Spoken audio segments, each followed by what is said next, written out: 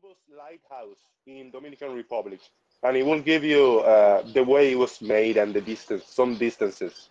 No, I'm not very good at spelling. Could you put that into the group chat for me?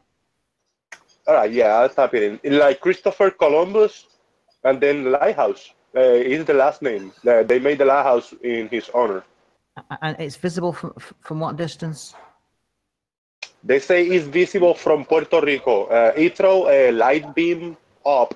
I don't know how high. It makes a cross shape light, and the light is visible from Puerto Rico. Now, if you look the west coast of Puerto Rico, it's really low. It's like 45 feet above sea level. If you go to the highest peak in the middle of the mountains, I think the highest peak is like a mile high. So it's really high, but still 200 miles away, a light beam. I mean, I don't know. I think it's off. The way you're speaking is that you're so familiar with it, but it's so remote from me. Just give me something in group chat to follow through, will you? Yeah. I'll post a link or a picture or something like that, so you can get an idea. Good man, because it sounds very interesting what you have to say. Hey Riley, you got your own CGI version in chat now. Oh, are we? Yeah, I asked for it. I felt that it was unfair that Ranty got a CGI Ranty and I wanted a CGI Sleeping Warrior, so I asked for one, and I got one. I thought you'd have wanted to have the final word on Alan being a knob. Well, I don't think he is noteworthy at all. I think I'm just going to let him fade away. Very wise, Arwen. By the way, Arwen, I wanted to ask you, a while ago I asked you if you were willing to consider trying out urine therapy, and then I remember listening on one of the shows you getting razzed about it. Did you actually try it? Or want to drop that subject? No, I don't think that's something I want to share with anyone, whatever I do with it or don't. Okay. But yeah, I do recognize that it is something. You're like, I didn't learn about this through the flat earth community or anything. I've been told this kind of stuff way before, and I just don't like the concept, even though it might be very functional. Also, I drink beer on a daily basis. That doesn't really help either. I'd probably try it if I was really perfectly clean at everything. I'm already vegetarian now. If I manage to stop smoking and drinking completely, then I might seriously consider it.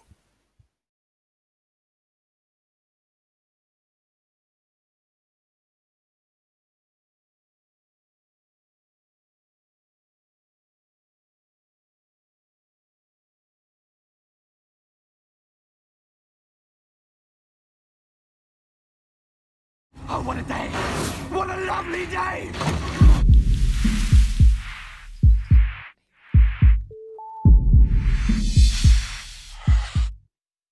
Welcome to Flat Earth Debate. I'm your host, Nathan Oakley, and if you're new to this channel, or you have not done so already, be sure to subscribe and hit the bell notification icon to keep up to date with the Flat Earth Debate. If you would like to support this channel, there is a super chat that runs alongside each of these shows while they are live, and there's also a PayPal link in the info box below the video once it's rendered. But most importantly, if you would like to join the discussion, simply mute the page you are currently watching, then click the link in the info box below this video to join the panel and express your views on the shape of the Earth. If you do join, please don't swear. If you do, you'll be ejected, and if you are, please don't try to rejoin the stream using stock accounts. You'll be warmly welcome back on the next stream. Please also share the show. Sharing the show obviously increases the live audience, but this in turn increases the chances of a more diverse panel. So please share the show. And one last time, if you're new to the channel or you have not done so already, be sure to subscribe and hit the bell notification icon to keep up to date with the Flat Earth Debate. Now we are joined by Was Not Was, The Plain Truth, Sleeping Warrior, Mark, Jose, hello, FE Viking, and Arwen. Good to have you all. Good afternoon. Good afternoon. But, yes. Rasta had asks through Skype if he could be added to the masturbator chat. Is it okay with you? I don't care. Yeah, go ahead. All right then. Hey, Mr. Mark, you asked me for some information during the break, and I posted a couple pictures in on the Hangouts back chat. I don't know where else to post it because all I got is the Hangout application in my phone. So. Okay. You didn't put it in the group chat, no? You can't I do put that it from your phone. in the Hangouts. I got when I click the Hangouts, it pops a new application in the phone, and then it give me a chat in there. And this is what I'm using, so that's what I posted it. Hopefully you can find it. Okay, thank you very much. I'll talk to you again. I've got children around me at the moment. No problem. Go ahead, guys. We didn't actually get through the housekeeping. Sorry, you go ahead, Mark. Not suitable for children. You're really quiet, Mark. Sorry, I was going to say that somehow this sounds like it's not meant for children. What's wrong with debating the flat Earth in front of kids? No, it's just that my children are noisy. That's the only thing. Oh, okay. Sorry. Yeah, he definitely wasn't saying that it's not acceptable to talk about this subject, because I would call this, you know, maybe parental guidance if you are particularly sensitive about your ball religion. I just have a 4-year-old that's climbing all over me at the moment. Well, that's I think Nathan can understand that. And there is the exposure to trolling factor, of course. I had to edit that out of one of the shows, so I left my mic open, and unexpectedly my kid jumped on my balls, and I was like, "Oh, get off!" you know, and automatically through the chat, the people like, "Oh, he's shouting at his kid," and it didn't matter that I justified it, and I thought, I'll just cut that out, sod it. I'm not going to have some soundbite of me going, "Ow," as my kid jumps on my nadgers.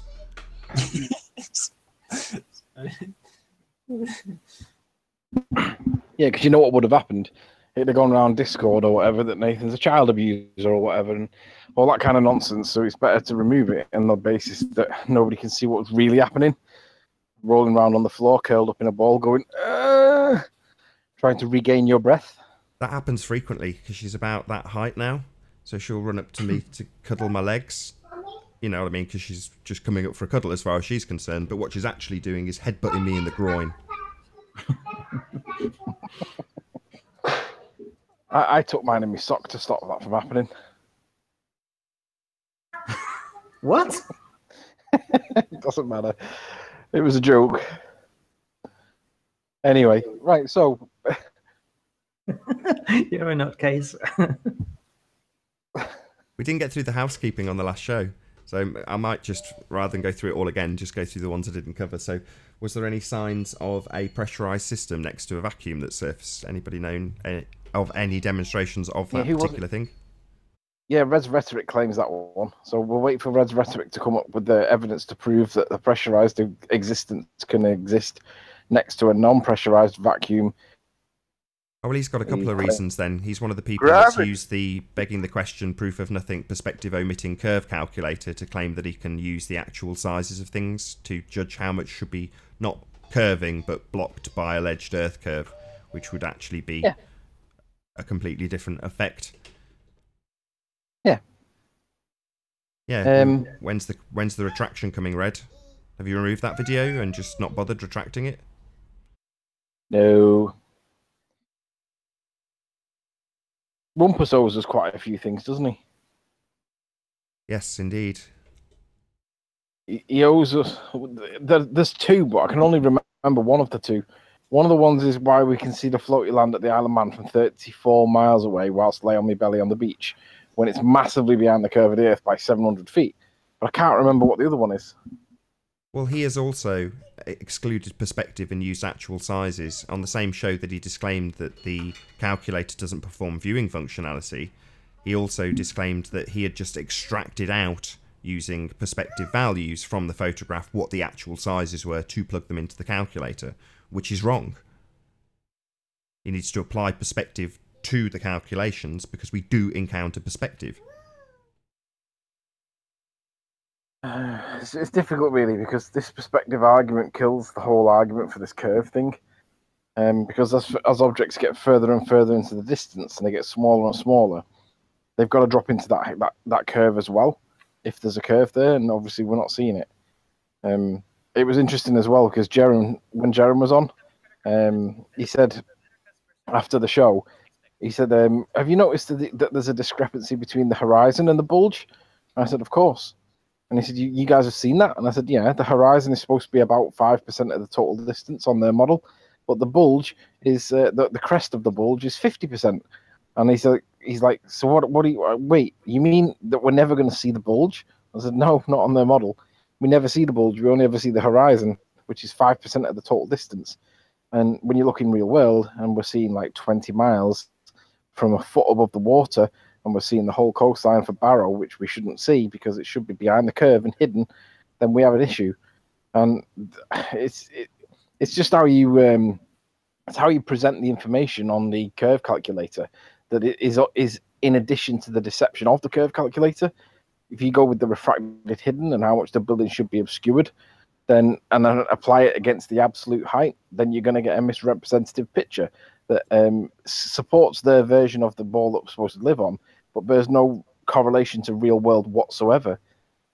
Part of the deception. It's bad. I want to point out to some of the people in the chat that in order to look at something that's just there, there's no calculations required at all. You can just look at it and see it. It's only if you have a religious belief in a ball that you suddenly need to start applying calculations to tell yourself whether or not it should or shouldn't be there on a theoretical model of a ball that you don't live on.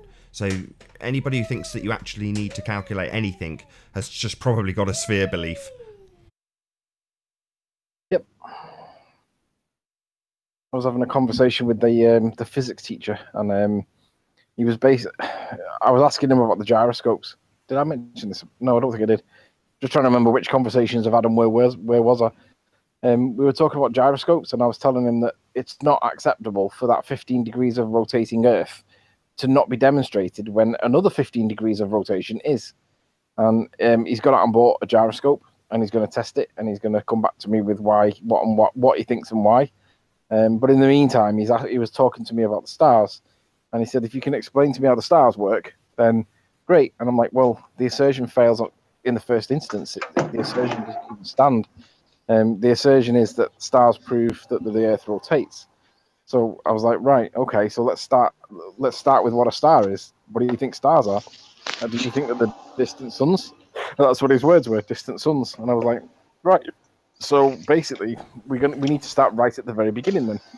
And in the end, I managed to show him that the claim of the stars proving anything doesn't actually stand on its own 2 feet, on its own merits, because you can't prove anything about the stars. You can't prove how big they are, how far away they are.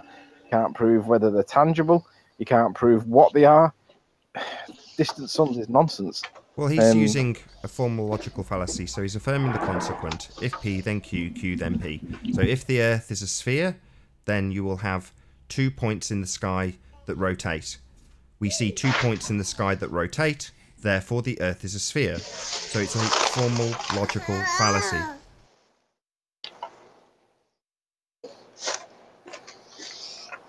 Jose. Nathan, go through that again, please. What, the formal logical fallacy? Yeah, the Earth has got two. You start with your assumption. So, for instance, if you were to say, well, how do you explain that at the... sorry. How do you explain that in the northern hemisphere... Can you mute? Jose's making... Sorry, guys. Yeah, you're making background noise and you're cutting Nathan's microphone off. So how do you explain that, and now listen out for the presupposition, if I'm in the northern hemisphere, I have stars that rotate above the northern pole, but if I'm in the southern hemisphere, I have different stars that rotate around a different point that's antipode to the other rotation point. How do you explain that on a flat Earth? Well, the problem with that is that description is a logical fallacy. It's an excuse me.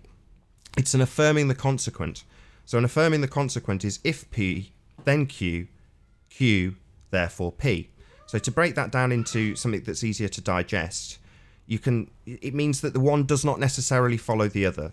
So for example, if I eat 10 hamburgers, I am extremely full. Yeah? So if P being I have eaten 10 hamburgers, then Q, I am extremely full. So then you reverse it and go, I am extremely full. Therefore, I have just eaten 10 hamburgers. Well, I've just had Chinese for food tonight, not hamburgers. So you've just affirmed the consequent with that logical fallacy based on your presupposition. So the presupposition in the rotating stars is that you start on a sphere. So you say, I am now in the northern hemisphere, on a ball, looking up from that ball. And I then see stars rotating. I then go to the bottom of the ball. Well, you're already on a ball. You know, the stars bit isn't necessary in that explanation whatsoever. You're already travelling north and south hemisphere. So you're already on a ball, and you already know what that ball is. You've got everything covered in the ball bit, but yet you're going and having a look at stars. But most people don't recognise the logical fallacy behind that. That you are saying, if ball, then star rotations. Star rotations, therefore ball. Well, it's meaningless. So, can I give you one? Oscar is mortal. All men are mortal. Therefore, Oscar is a man. Yeah, so it's a married bachelor and affirming the consequent. But Oscar is my dog. So Oscar can't be a man. Right. Lovely. Beautiful. Love it. But yes, that's most of their arguments. If not, I don't want to say all of them because I'm sure there's some that aren't. But, you know, you could say, in rounded terms, all of their arguments are affirming the consequent. They always start with that presupposition. Well, if I am on a ball, you know, you just have to listen out for those words. If I'm on a ball, well, then you're already on a ball, aren't you, mate? Just stop them right there. You know. Correct. That's a if. Exactly. Watch so then I guess the immediate response should be, well, if not on a ball, derpa. Well, no, you just ask them, how do you know you're on a ball? So if I'm on a ball, then the stars, just say, whoa, let's just step back a little bit. If I am on a ball, how do you know you're on a ball? Well, because the stars. But you're already on a ball looking at the stars, right? So that's where you get the, you know, maybe this conversation will make it click for some people that it hasn't clicked for. That's why I'm continually in the comments going, you know, keep the faith, brother, in our we trust. Things like that, you know. In our we trust, together we can deny perspective as one ... line between target and observation. You know, it's pointing out to people that once you have an R value, you're already on a sphere. You've already got the R value, and when you trace it to its origins, you end up with just the most ludicrous justification for somebody saying they're on a ball. I look at a light in the sky, let's put it in quotes, shadow goes over that light. That must mean Earth is a ball. Right, let's start calculating stuff. You go, what? What? That's how we came to this logical deduction, is it? Hercule Poirot said, I see something unusual, therefore we're on a ball. And then everything was back calculated from there on in, with the ball in mind. Oh, right. That's nice. What about actually proving we're on a ball? Well, that's where you get the cognition break with your A-level science teacher guy, where he goes, well, photos from space. Well, oh, right. You've seen that view, have you, Mr. A-level science? Of course you haven't, and you never will. Just to insert excuse here. Expensive, difficult, dangerous, whatever the excuses that come out with. But just accept our book with pictures. Here's the book, now called television. If somebody in this modern time, let's say me, everybody see me looking at the sky and pointing and taking notes, running around, and then running and grabbing sticks everywhere and putting sticks on the ground and taking, you know, taking measurements, that put me in a freaking loony house now. Yeah, I often say, can you imagine what would be the position if somebody like, just say for example, Ranty or Arwin got 2 sticks, stuck them in the ground, did some basic trig on them, not spherical trig, just basic trig, and declared that the Earth was flat. They would be the first ones to point out and say, hang on a minute, you've applied the wrong set of maths to it. You should be applying spherical maths to it. So it's like, well, why does that not work the other way around? Why can't we say, hang on a minute, you've applied spherical maths to it, why don't you just apply normal trig to it? And it depends on whether you're going to presuppose the shape of the Earth that you're on or not. And then they say, well, you're presupposing that it's flat. And we're like, well, we're not presupposing anything. We're just saying that we see these things and we can calculate them using trigonometry because you can triangulate stuff. But you need to have some reason to think that you're on a sphere, to think that you're on a sphere. In the absence of some reason to think you're on a sphere, then you wouldn't do that. Why would you presuppose something that you have no evidence to support? You have to have something to suggest that you're on a sphere. That's Well, the it cognition starts- break. it That's starts back to one the step sorry, before Arwen, I that just want to get even. this point in. That is the cognition break. That's the point of cognition, because you say you have no evidence of it. But they would say, I do have evidence of it. Here's a photo from space. Well, unfortunately, the presupposition of R developed the trajectory to get that thing into space, according to them, somewhere you will never ever go to verify any of this. So it's not scientific evidence, but yet a man of science is happy and content to not only accept it, but argue it in the face of being asked specifically for scientific evidence. That's how good the cognition break is, presumably because of the brainwashing of the education system.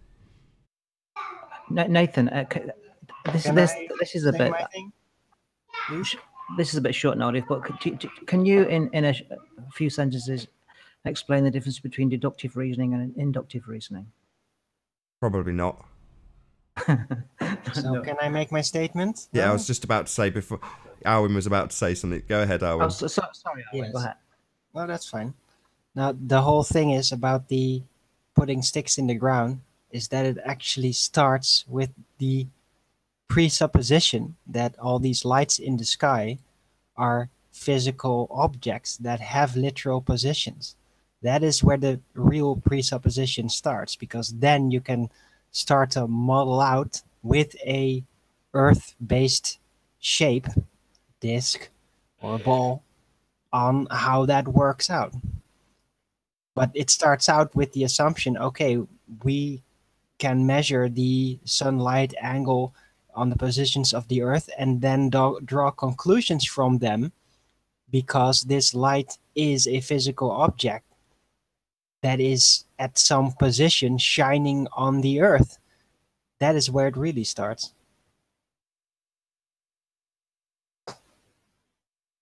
I mean, I've got a vague idea what the difference between inductive reasoning is and deductive reasoning, but to put it into a concise sentence, probably not. Do you want to have a go, Mark? No, I was being cruel to you. I've looked at it before, but deductive reasoning is pretty much there's no other explanation. Whereas inductive, it's an interpretation of what you see, but it's open to other theories or other explanations. Yeah, deductive is where you deduct all the other explanations. So by a process of elimination, you deduct everything else. So it's the Sherlock Holmes approach. Yes. You remove all the other ones that can't be, and then you should end up being left with the one that it must be. Because if everything else is impossible, and you're only left with, you should only end up with one. That's deductive. An inductive reason is like what you said. You induce into it your reasons. Oh, yes. So there's two it's celestial conjecture. poles. Do we deduce from that, or is that an inference that the Earth is a globe? Which Well, it's one not deduced, is it? It's induced.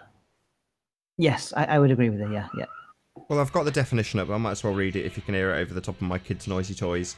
Inductive reasoning is a method of reasoning in which the premises are viewed as supplying some evidence for the truth of the conclusion. While the conclusion of deductive argument is certain, the truth of the conclusion of an inductive argument may be probable, based upon the evidence given. Many dictionaries define inductive reasoning as the derivation, D-I-V-I-V-A-T-I-O-N, of general principles from specific observations, through some sources agree with its usage. Some sources disagree with its usage. I'll just read that one sentence again. Sorry, it's distracting with my kid with their noisy toys. Though some sources disagree with this usage. There you go.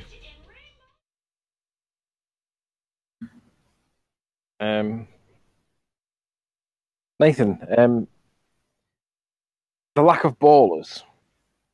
Do you think that we should start discussing tactical wins that we can give them? You know, like let them win certain points that they think that they've won stuff, but on points that are not important?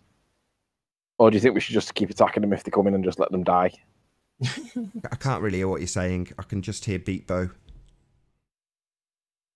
I You can don't just think hear- I don't think we should concede to anything. We can basically entertain a concept for a while, like imagine how gravity is supposed to work, because we can use that to point out the holes or the Nope. seams as they tear apart in their Frankenstein combined concept. So in that sense, we can entertain them in a game of reasoning, but we should never really concede to anything. That's my opinion. Can we guys hear Beat Bow? I don't know what Beat Bow is, but I would say not. Oh, well, that's good then. My mic's obviously... She's behind the mic, so it should cut it based on how the mic's designed, but all I can hear is Beat Bow. Do you want to hear Beat Bow? We can hear a little bit of background, but it's like 1 out of 10. It's not loud. Yeah. Can I have Beat Bow a second? Just so the audience... I can hear. Go Beat Bow out the window. With me. Ready? Hit it! 1, 2, 3. There you go. That's Beat Bow. So I was just saying, Nathan, do you think we should consider giving them some tactical victories? You know, tactical losses that we can afford to lose? Or do you think we should keep just pummeling them so that they don't come in? Yeah, maybe on Tuesday sometime. Hello? I can't Hello? hear you. I'm really sorry. I heard bits and pieces of it. Just ignore me for a couple of minutes. I don't want to wrestle this toy off her because she's tired and she'll just cry. Okay, then. Hello? Can I ask a question on behalf of Woz in the chat? He's in bed at the moment and can't speak because there's people asleep. Sure. It's probably been asked and answered before, but just for his benefit, he says, how can a massive deception spanning generations, how can that be upheld? Oh, easy. I'll have that one. Yeah, I know it as well, but I just can't be typing out, and I'll let you answer it then, Nathan. So how can a massive deception that spans many generations... Was that the question? How can a massive deception span many generations, yeah? Yeah, how can it be upheld? How can it be upheld? Right. So children up to the age of about 6 or 7 years old believe that Santa Claus is real, and therefore we all know and accept that there is a mass conspiracy against children to tell them that there's a bloke in a suit on a sled pulled by reindeers that magically fly around the earth, and there is a whole generation of kids up to the age of about 7 that are being deceived, lied, and basically shortchanged on this science fiction of somebody called Santa Claus who comes down their chimneys, delivers presents, and then disappears again, but somehow manages to get through every single house on Christmas Eve in the whole entire world, and one bloke does it all on his own. And you're telling me that they can't persuade the rest of the world that we can get to space? Of course they can. If you can convince a whole child nation that Santa exists, that just shows that you can get a conspiracy between the masses over many generations on a particular point. Yeah, and then you got Star Trek and Star Wars to reaffirm that. It works very well if it is enforced by all media outlets and all speaking people. Yeah, but If that's not really the everyone that brings question. you the news that has claimed some authority uses this narrative, uses these concepts, and What do you mean that's not really the indoctrinates question? you with it, then everyone will eventually start to believe it. What do you mean that's not really the question? Okay, well, while I agree with your analogy, I want to acknowledge that because I use the Santa Claus fallacy in a lot of my videos. But the point is not that you can't tell a story. The point is how you can get people committed to something they know is false, and they are committed to propagating that lie. That's the issue. Well, they do that with Santa. Yeah, but at some point the parents come clean, and with the conspiracy of the globe, nobody comes clean. Nobody's coming out. No, that's not true. That's Yeah, not they do true. come out. They do come out. Yeah, they do come out to the individuals, and then it is made clear why it is necessary to do this, and then they can be part of this structure that is upholding the lie. Or they can maintain their silence and profit off it, just like the rest. Yeah. Okay. People do come out from NASA. There was, if you look at Mark Sargent, he's got interviews with an ex-NASA employee. We've got Cindy Holland, who's also an ex-NASA employee, who have spoke out. So there are people that do come out.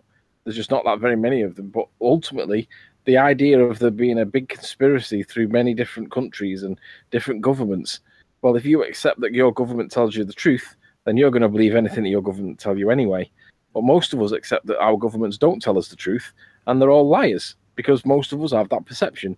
Now, the reality is, yes, they could all tell us the lies, and if they tell us it's true, and you're stupid enough to believe everything your government tell you, then you'll believe it.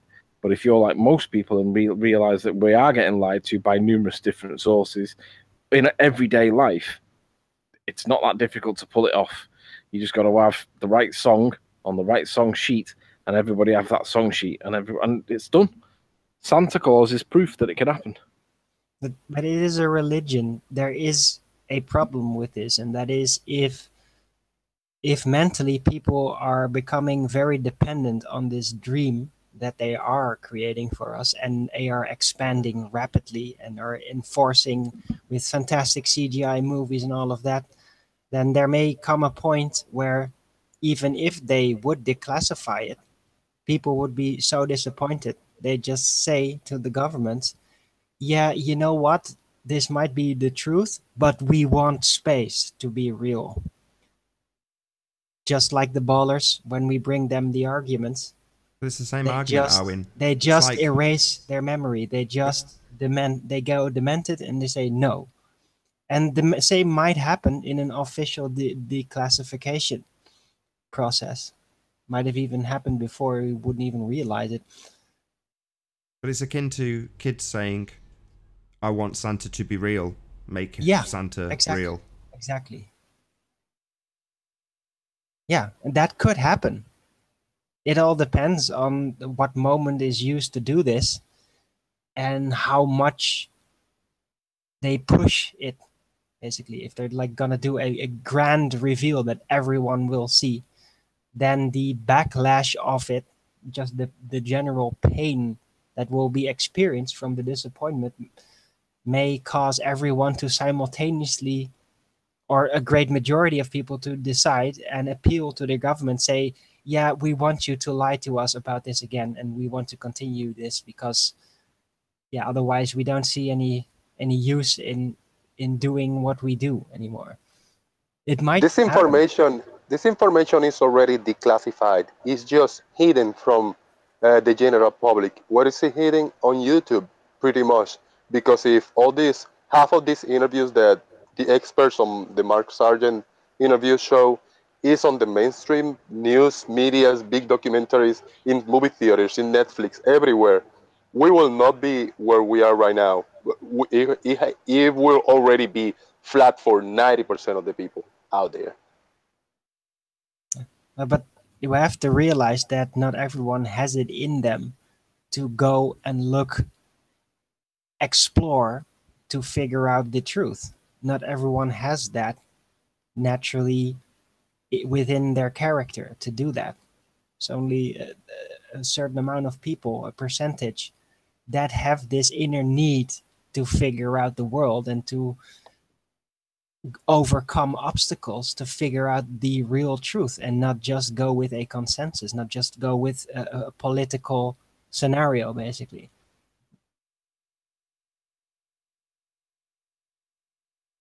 But yeah, eventually, I want Santa to be real. What? Come on, make Santa real, Arwin. Well, just find a fat guy, put the right suit on him, and... No, not the fat guy. The bit where he comes down the chimney, not that I've got a chimney, and gives you presents, you know, that you don't have to pay for. Right. I really want a gimbal. Can Santa bring me a gimbal? Make Santa bring me a gimbal. Well, if you give me the phone number of your father, then I might be able to arrange that. That's not what I want. I want it to be a man on a sled that flies, like Superman. Yeah, you just have to trust me.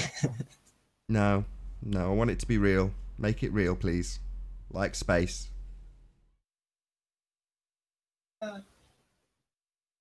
I can only do that if you trust me. Damn you. Damn you. Can't you just make him real? Yeah, I can, if you trust me. But that's the basically what thing, it isn't boils it? down to, isn't it? They say, trust us, space is real. And people go, okay, if you Yeah. say so. Man in white coat, man on news. Indeed. Just have a. It is the pop band scenario. If you just see these people that supposedly go to space that do this, and you see them getting worshipped and respected and applauded a lot, then you will feel that they are important, that what they do is real. That's just human social instinct, and they abuse it perfectly. Nathan, Yes. how are you going to operate your deception with regards to Santa to your child if you haven't got a chimney? Well, I had no intention of deceiving her in that regard. Oh, right. He's gonna leave a key under the mat on the stoop. Right, because I'd never thought about somebody that lives in an apartment or a flat, whether or not, how would you pass that off as the official story? You wouldn't be able to, would you? Well, I think the difference between what I will do and what anybody else will do will just be that it won't be passed off as real. So we don't have, maybe we do in this country a little bit more now since the millennials and it's all a bit more Americanized, but we've got less of an affinity to the Easter Bunny. So when I was a kid and people described the Easter Bunny, it was just like, well, it's just a pretend thing. So it was never passed off that there was a real bunny. Well, the same will apply to Santa.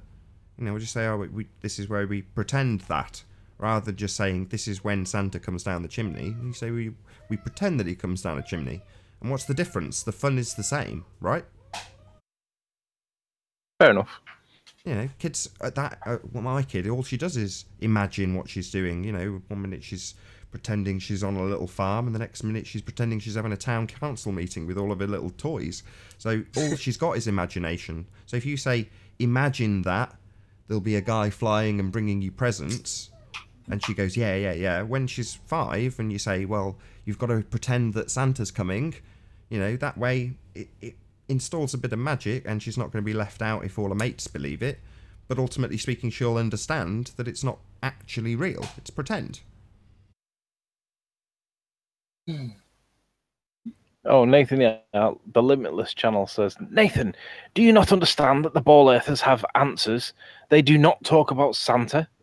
Really? I can't tell the difference between them talking about Santa and the answers that they give. They seem the same. If Santa is real, then there'll be presents under my bed on Christmas Day. There are presents under my bed on Christmas Day, so Santa is real. See, now when you put it like that, it makes sense. If stars rotate, the Earth must be sphere. Stars rotate, therefore Santa is real. It's a presuppositional Santa. I always like telling this story of when my oldest child was maybe 5 or 6, and we were going through the grocery line during Christmas, and the checkout woman said, what's Santa Claus bringing you, little boy? And my son looked up and said, Santa's dead. Whoa. Not just not real, dead. So he did exist. Now he's died. Right. Right. You know, okay. Saint Nick, you know, Saint Nick was real. He lived and he died. Fair enough. You sure The Saint spirit Nick was lives real? on You forever. got any primary sources for Saint Nick? Are you talking about me? Well, you told him Saint Nick was real. You got any primary sources? Yeah. I got primary sources for Napoleon and George Washington. Sure. Oh, I yeah. get your point. Anyway, on that lighter side. I've got no ham-handed segue to insert there. Another add-on from Glober was, how can so many know about it and not one whistleblower? But I think Anthony replied to it earlier by saying Mark Sargent has got at least 30 testimonials saying about how the Earth is flat, how it's measured flat, how the missile structures they treat everything as flat. So globalists seem to want to answer questions, but they don't want to seem to listen to the answers. The biggest whistleblower is Werner von Braun, who was a German national, German military in the World War. But as a consequence of losing the World War, what is it, Project Bluebeam? Is that what it was, Nathan? He was part of that too. Sorry, I was out of the room for a second. What did you say? The one where they took the Germans from after the war. Oh, that's Paperclip. Paperclip. Oh, Paperclip. That's right. Paperclip. Bluebeam was the one when aliens are going to attack us. Oh, right. That's right. That's right. Paperclip. Still in the works. So as a Paperclip, they were basically forced to work for the Americans to research their weaponry. And when Werner von Braun got to the peak of his career, he was one of the highest people in rockets in NASA. So he God to people like Red's Rhetoric. And when he died, on his headstone, the inscription, was it Psalm 19:11 or something like that? I can't remember the exact phrase, but it was words to the effect of, for the glory of God and the firmament showeth his handiwork. And for a rocket scientist to have anything biblical on his any way at all is kind of the antithesis of being a rocket scientist. But the glory of God by declaring the heavens and the firmament is also of the work that he did. So that is kind of the biggest denouncement you could possibly ever have, in my opinion, against NASA. There's a bit of a weakness in there, though, Anthony. He can't say what goes on his headstone after he's dead. Yeah, you're joking, aren't you? Come on. It's the one thing you pick, and if you didn't have the choice in picking it, surely he would be turning in his grave by having anything religious on his thing. I heard some people. I think the expression "turning in his grave" is also people don't turn in their graves. There's a bit of a weakness in your position there, although it's a very good position. He may have specified what he wanted, but other people could have overridden what he wanted. I think that he would turn in his grave knowing that they printed out Psalms 19:1 instead of Psalm 19:1. I think I don't see how there can be anything interpretation that I gave, which would be that it's the antithesis of everything that he worked at in his professional career. Rocket scientist, chief of NASA, director in NASA for rockets, or whatever it was that he did. He was one of the highest employees in NASA. To on his headstone, declaring the glory of God. I don't see how that is. I mean, I can't see how that possibly interpreted as anything other than the antithesis of everything that he worked for. Yeah, don't get me wrong; it's a fascinating detail. Maybe it has just simply to do with principle, and that is, let's just bring it in. Alex Jones talks about it, and that is that many of these New World Order people, these high liars in power, they have to sometimes tell the truth. Yeah, they have to tell you what they're doing to you, and I think this was Werner von Braun's admission that he was basically help creating a giant lie. That was the way he did it. Outside the United Nations building, there's a scripture inscribed in the wall of that they'll beat their swords into plowshares. Well, the United Nations has never achieved that. It's a nonsense scripture to put outside a failed entity. And I know what you're saying. It's definitely an anomaly there. Or it's a fascinating story as to why that scripture is on his gravestone. It's an admission. It's just an admission. I don't see why he wouldn't do it. Well, let me ask you guys what you think. Sorry, Jose. What do you guys think about in terms of the ancient cultures with their idea of a firmament? Wouldn't that imply external information? Because how would they be able to get up that high or that far? So in order for them to know that there is a solid barrier out there, they would have to be told from without. You understand what I'm saying? Well, they had ladders, didn't they? Like massive, massive Right, ladders. right. Yeah. Jacob's ladder, yeah. There's one scripture that I struggle with, Travis, and that is the waters above and the waters below. Did the writers of that scripture just observe that water came from above when it rained, and that's all that they meant? There was nothing further Right. than Well, in all of my education and my training, it's a phenomenological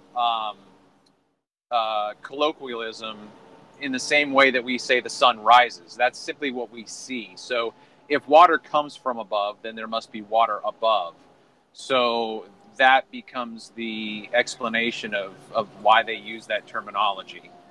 Yeah, but can you draw the conclusion that there's a firmament and behind that firmament is water, or were they just talking about the clouds? Well, again, that's where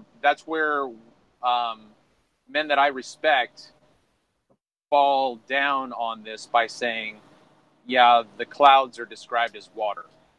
I don't think it's that simplistic. The interesting thing I don't know if you know this, everyone, but the interesting thing about the word firmament is it was a word created in English because we don't have a word to represent what the Hebrew word is. The Hebrew word is rakia, and the Hebrew word literally refers to a piece of metal that has been hammered out flat. Okay, so the problem with interpreting the Bible literally is if you're going to interpret the Bible literally, then there's a piece of metal up in the sky. Yep. And that's a problem. Well, that piece of metal might be the moon, right? No, because the moon is described as a light, and it's not called the moon. It's called the lesser light. The greater light is the sun. The lesser light is the moon. But yeah, so it's just very interesting. I've spent some time on my podcast with Genesis chapter 1, and it does say that the waters below are separated from the waters above. The firmament is described as the sky. I mean, it's just simply a phenomenological, because in Genesis chapter 1, when we're told that God creates the birds, they fly across the face of the firmament. And so that's why you have different translations that translate the firmament as expanse, that space up there. They translate it as sky to differentiate it from heaven, because heaven is where God is, but the sky is where the birds fly. So it's all in terms of where we try to communicate the original language into our vernacular. It's just simply phenomenological. Phenomenological colloquialism. Lovely. Right. Well, yeah. Guys, I want to bring in one point, and that is that NASA may be lying to us about, that there is outer space out of there, but maybe they too have done some actual exploration research, and maybe they simply just never got to touch an actual firmament. They only got to shine basically lasers off it and all of that, but yeah, they haven't gotten to actually touching it. So we're almost immediately assuming that because they're lying to us, that they know all of this, that they've actually been there, that they have confirmed it. Well, maybe they simply just haven't done that yet because they were incapable of doing that. We don't know. No, This is what I have seen. A small pattern that the globe believers, they think they win the argument and they win the debate when they ask maybe 3 questions. They say, first they go to the philosophy. Who is behind all this deception? How many people are involved in it? And then they go to, I have a model that works, mathematical model that predicts everything. Then they go to the skies. They say, oh, we got 2 celestial poles and we got all these very, very, damn it, I lost my words, but you know what I mean. They go to the celestial bodies, conspiratorial mind, and then the model. So, which is 3 things that that's why we question things for those exact 3 things. What I don't get is how come NASA can lose all their original film footage and all the data they got from the Apollo moon missions, but the government can't get rid of Operation Fishbowl, Operation Paperclip, etc., etc., etc. Why can't they just burn them? And how come they've come to our knowledge?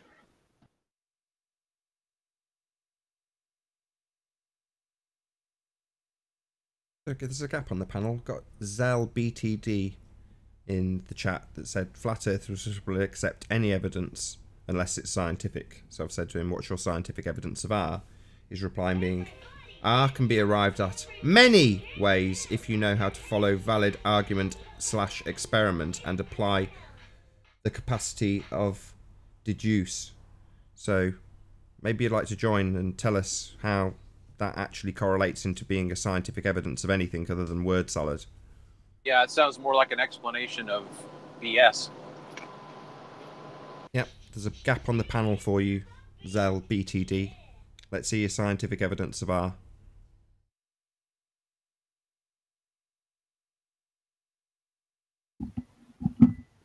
I think it's clear to see that Zell BTD is on a keyboard warrior, and he just does nothing but insult and attack people. He's never going to join. He's full of shit. He's an idiot.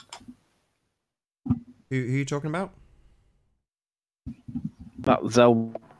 Hey, Truth Seeker, long time no see. Yeah, hey, I had a good answer to why do we know about flat Earth, or why do we know about stuff like Paperclip and Bluebeam, but why don't they have the massive moon missions? In my research, it's clear to me that flat Earth was rolled out in a controlled manner. Almost all the channels kind of came out with the similar maps, similar claims of domes or ice walls. They all had similar claims. So clearly, they were okay with us knowing about flat Earth, but they wanted us to think about it under a certain context. And everybody is pushing the dome. Everybody is pushing the ice walls. Everybody generally in flat Earth pushes the AE map. Finally people are waking up to the, hey, why are we taking all this stuff? But, I think flat Earth was loaded with a whole bunch of BS from the get-go. They were going to try to create a new scientism foundation to fill in all of the details for us to believe and repeat and re-indoctrinate everyone from within the movement outwards, and then see where it goes and see if it could be contained. Well, I think if you control all of the models and maps, then that's all you have to go on. And if you have intrinsic flaws in all of them, it won't matter which map or model you reference. So for you, Arwin, you'd reference the Makeda map and say, there you go, this is how my model works. Well, all of the inherent flaws with that map will therefore be applied to any model that you attribute to that map. And the same applies to the azimuthal equidistant projection. Any flaws that that map has as a actual world map will just get translated onto flat Earth as a straw man argument if you say you believe the Earth is as depicted on the azimuthal equidistant projection. So it is crazy to take that position. I mean, I don't know about anyone else, I can only speak for myself, but within a few months of coming to flat Earth, I quickly realised that all of these quote-unquote models or maps have come from the same people who've lied to you about going to space and that the Earth is a sphere. So why would you trust any of it? There are no accurate world maps. This argument would be over in a heartbeat if it was the case that the AE map matched the reality that we're faced with. It just doesn't. I would rephrase that and say there probably are some accurate maps, but a map is not a model. It is a projection. It is a way to order I get it. how the land masses are divided to get it to fit on a flat piece of paper. Sure, I get it. The modern version of a map is a spherical projection, the AE map included. Don't get me wrong, I understand the mechanisms to create them. But, you tell that to Martin Liedtke when he's one of the first things he did, Mappy Martin, that was what he was fascinated with when he found flat Earth, because he was, on ships all his life, so he was just obsessed with maps. But there are no, fully encompassing world maps. As far as I'm concerned, they just don't exist. If they exist at all, it would be as part of a piece of software that you can pull off individual pieces of information from, as opposed to a complete map that you could take a photocopy of. That just simply doesn't exist as far as I'm concerned. Has anyone also recognized? Does anyone have any information or any background on mimetic warfare? Does anybody have ever read the documents on mimetic warfare? I've heard that term before. I don't know. Yeah. I couldn't now tell you what it means, but I have heard that term. I encourage everybody to do some research on that topic, mimetic warfare, because even the coined term "flat Earth" is a mimetic warfare meme. The Earth isn't flat. Every ocean is. But in general sense, you could find a portion of the Earth that is flat, a salt flat, a lake, but generally, it's not the Earth that's flat. It's the oceans. The water is conforming. It's almost like flat Earth was a meme to begin with, just to get people's gut reaction to flat Earth. Yeah, I'm looking at a mountain right now. Come on, guys. Like, it almost seems like they coined that term to just kind of make a joke of it from the get-go. Nah, it's the flat Earth, and the word is basically in direct opposition of gravitational pull of a center of the Earth. That is basically its function, because of course the Earth's surface, whatever the shape may be, it's not perfectly flat, because there's land masses, there's mountains, all of that. But how else can you describe it, the shape or that aspect of its shape, in one single word? That would be perfectly correct. You have to work with the language that you got. Yeah, no, I understand that. I'm just saying, it's kind of hard. You can go find every ocean. Every ocean is flat. That is a true statement. I can't go find every section of Earth and say that's flat. So I'm just saying, objectively, they're not equal. Well, that's why we call ourselves globe skeptics, not flat earthers. Well, sorry, I've just got to disagree with you slightly, because if you were to put a microscope onto a plate, a ceramic plate, it would absolutely not be flat. There wouldn't be any part of it that was flat. It would have micro fractures, it would have scratches. Even if it was brand spanking new, it wouldn't be flat. Nothing in nature is perfectly flat as far as I'm aware, but on the scale of Earth, overall it's flat. So you said, look on screen, we've got a mountain. Well, relative to you and I and our scale, it's a great big mountain or a cliff, whatever. But in the scheme of the entire face of the Earth, I would say it's pretty flat. I get your point. Yeah, it's basically how far do you want to analyze this? How micro or macro level are you going to take it? The average is flat. That's basically what Nathan was saying. Yeah, that's a better way to put it. Well, so all I'm saying is the average of the oceans compared to the average of the land is a huge difference. Would you guys at least admit that? I'll admit that, but by the same token, it's disingenuous to say that the oceans are flat, because they're not. They're not static. So they're I understand, but rising, we're falling. clearly dealing in a relative term. I get your point. Hey, I concede. I get your point. But I would say it's pretty flat. I mean, Morgile once took an example of what Neil deGrasse Tyson said when dealing with a very heavily misquoted term about the Earth being pear-shaped, because it was qualified thereafter by Neil deGrasse Tyson saying, however, if the Earth was in front of me now at this scale and I could hold it like I hold a bowling ball, I would run my hands over it and it would essentially be a perfect sphere. Well, if you take that idea, same as me saying if you zoomed in on a plate, it's going to have valleys and crevices and therefore mountain ranges and all the rest of it. But in the scale of a bowling ball, if that was Earth in Neil deGrasse Tyson's mind of what Earth is, a spherical object, then it would be perfectly smooth, like a bowling ball. However, if you translate that into the flat surface, the same principle applies. It would basically just be a big expanse of a flat plane, huge. And the fact that it has tiny, in a scale, of the Earth, raises and dips and valleys, they really don't change the overall topology. Overall, it's flat. Yeah. Hey, I agree with that. If you take that into a micro level, I completely agree with it.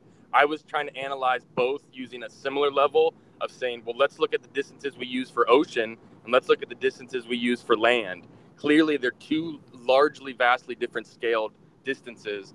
And in comparison, one is much more flat than the other. But you're right. You zoom out a little bit, and they're both just almost as flat. So I get what you're saying.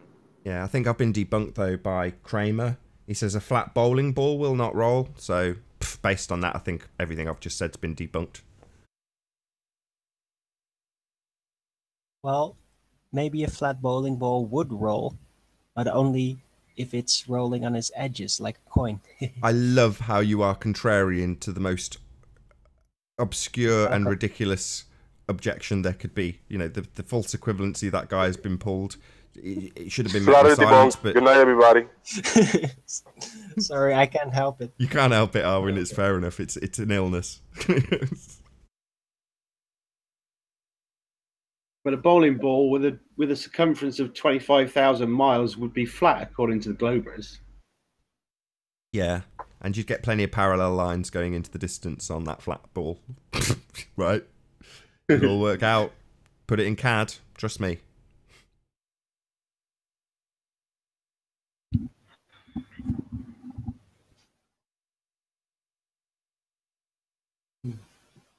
Nathan? Yes? What's your position with a little bit of gossip? A little bit of what? Gossip. Not interested. Please don't do it. I'm only interested in shape of the earth related stuff. And so many keyboard warriors in the chat. So many people. On the whys of why we're being lied to the shape of the earth, because I know you guys love the how, but you guys really need to start getting into the why, because we're starting to run out of stuff. How is the interesting? What do you mean the why? The why of what? The why we're being deceived about the shape of the earth. It's very interesting to stare. We all know it's level. I mean, to be honest, we're beating dead horses, all 10 of us.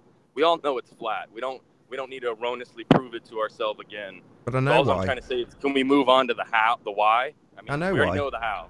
Well, the why is to control us, same as any religion. But yeah, but have you guys? I'm just asking because I don't watch every single debate. Have you guys ever actually delved into the why?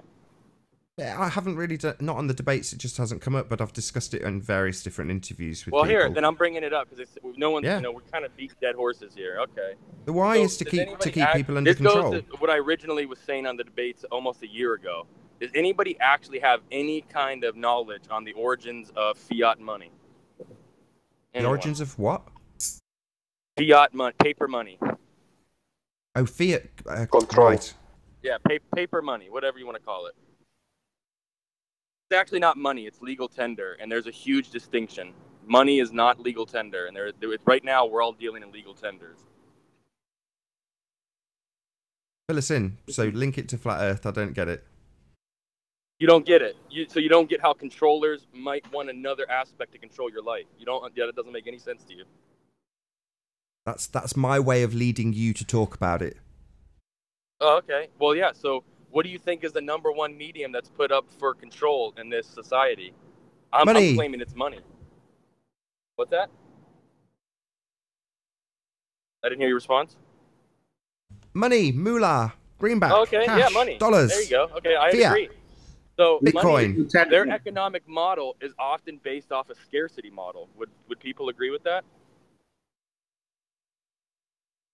Derived off scarcity. They say, demand rises the price, supply and demand. Anybody remember that?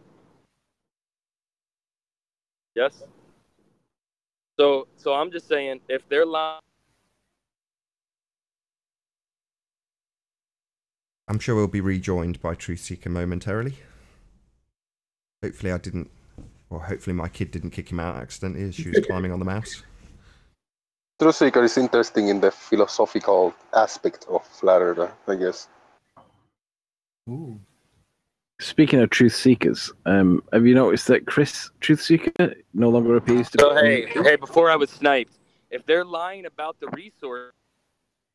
Oh no way! I'm sorry, I just removed him because he had a name that looked like he was a sniper. I'm so sorry. He literally was called Sniper, so who can blame you? Yeah, and it was no as well, so it looked like it was no. Sniper no.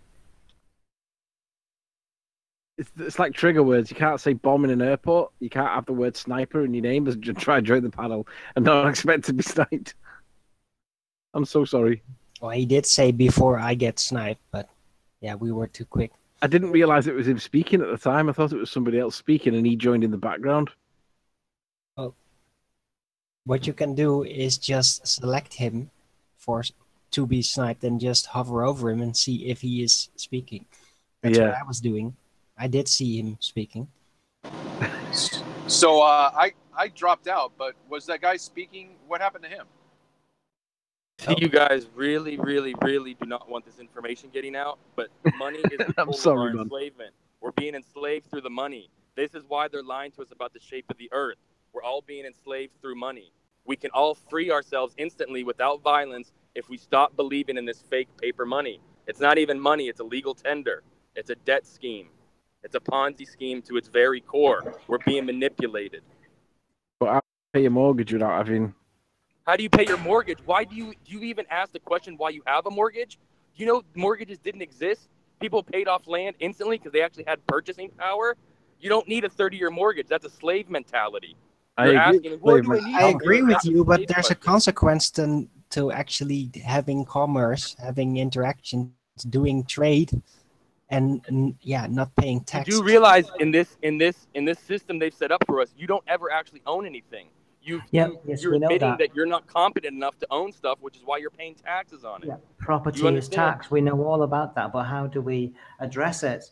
We would need maybe 30% of the people to say, hang on, fiat currency is immoral, and we'll never get there. Why? Well, I know why you'll never get it. No one's talking about it. If you just keep trying to beat dead horses staring at flat horizons, no one's ever going to talk about it. But if you guys actually start talking about it, just as this is growing, guess what will grow? The recognition that we're being enslaved through fiat money. No one's talking about the why, and the why is way more important about the how of the shape of the earth. The why is incredibly more important. It's the exact reason they've perpetuated this lie for generations. It's not because they care about space. It's because they care about getting you to do anything they want with pieces of paper they print out. It's that simple. It is that simple. Yeah, you're very correct. But how are we going to do it? Hang on. You guys have had 350 discussions, and you never talked about the why. That's so suspect. No, that's not true. We do talk about the why. This subject has been treated for decades. There's an entire group out there that talk about it. It's just not our main focus. There's entire groups that talk extensively about 9/11 and about other conspiracies. Yes, and every group has their own focus. You can't talk about everything. They start chasing their tail, sadly enough, just like this thing has become. You guys are chasing your tail, trying to prove for the 300th time that it's flat. We know that it's flat. Now let's get to the why. Yeah, but not everyone knows that. But Arduin, what are you getting out of proving for the 300th time, beating that dead horse, going, we got money. Globey again. We had him on the run. There we go. Pat myself on the back. Have another cup of coffee. Well, it's very simple. As we are going, we are learning more about the Earth and why it is flat. Because we don't know all this. Just because we know it's flat doesn't mean we know everything about it. No, I don't claim you know everything. It's an exploration tour, and we are figuring things out as we go, and we have figured out the lot. The why is incredibly more important than the how. The why is incredibly You're sounding really more aggressive important. today. What's the matter? No, I'm just saying the why is incredibly more important than the how. And it's odd that all of the Flat Earth channels, they stay really, really far away from the why. Looking forward for the content in the channel. Tell us then why. Anytime tell us you start then bringing why. it up, why is the Earth flat? You get censored, you get muted. You know, nobody. Why is the Earth flat? For our enslavement. I agree. Right. So the shape of the Earth has been made as it is to enslave us. I'm looking forward to your videos. I'm not talking about this, brother. Listen, to fool people into staying into controlled parts of land when they have every ability to go to other parts of land that are under control. I agree with you, dude. But that's not the reason why it's flat. It's flat. But that's I'm not that's not what he's putting forward. Yeah, you did. You did. No, he's not. What he's putting forward is, why would they lie to us about the globe? That's what he's putting forward, not why is it flat. To say why is it flat is preposterous. That's not what he put forward. Yes, that isn't. I put why do they perpetuate these lies? I don't care why it's flat. Yeah, control. Exactly, yes, control. Okay. Which is that's the first thing we said. Let's actually dissect the control instead of just labeling it as it's just control. It's just a leash on us. No, we are dissecting. We have went into that elaborately. Well, let me give you an example, Truth Seeker. So, for example, if you were to take a photograph and then decide whether or not you wanted to verify its validity in reference to the sphere, you can go to a calculator that will deceive you into thinking that. Now, this doesn't change what you've stated, which is the reason for doing this is to control us, but ultimately speaking, that is part of the control mechanism. And that ground defense, because NASA's the air defense, is something that needs to be tackled and addressed. Otherwise, every other sheeple that comes along will just go straight to that calculator and say, oh yeah, my photo proves it's a sphere, because the calculator says it's a sphere. I agree. And you guys have done eloquent jobs of getting to the nitty gritty, finding exactly what are they obfuscating or assuming, and then you guys have done a great job at actually finding out what are they doing factually wrong. I agree. I pat you on the back. All I'm saying, I would just like to see it move forward into the realm of actually getting things accomplished, other than just beating dead horses. That's all I'm saying. All right, I'll so stop there because I got to work.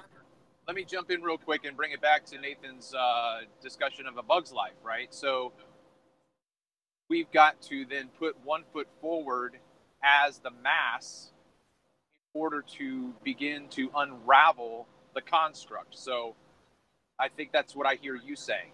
Let's talk about how we can start to take those steps collectively in enough momentum and mass to actually make a difference. And with that, I'm going to say first and foremost a huge, massive, enormous thank you to all of the debating panel for making this debate possible. And of course, a massive thank you to all of the live audience for tuning in and hopefully sharing this debate. If you hated the show, then you know exactly what to do.